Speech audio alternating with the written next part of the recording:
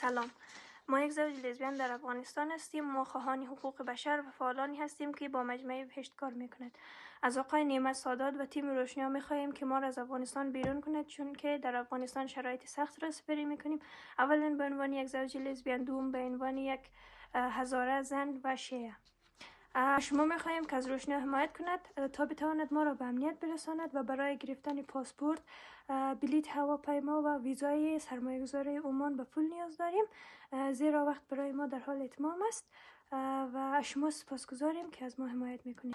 ما میخوایم به گرایش و عقاید خود احترام بگذاریم و از آن حفاظت کنیم و نمیخوایم جدا شویم یا جدایمان کنند و بزرگترین مشکل ما خانواده های ماست که اگر با خبر شوند ما را به ازدواج اجباری مجبور میکنند و دومین مشکل بزرگ ما طالبان است که اگر با خبر شوند ما را سنگسار یا اعدام خواهند. در ضمن ما میخواهیم به تمام لزبیان هایی که در افغانستان در خفا زندگی میکند کمک کنیم تا بتواند صدای خود را بلند کند و مجبور به سرکوب کردن احساسات و گرایش خود نشود.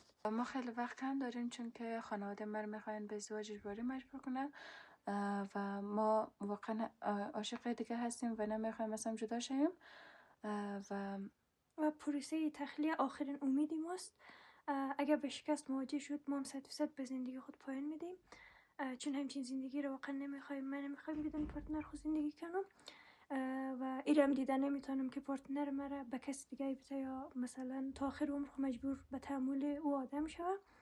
و از شما میخوایم که از تمام LGBT های افغانستان حمایت کنید و ما را فراموش نکنید، چون واقعا ما میخوایم زندگی رو کنار یکدیگر تجربه کنیم.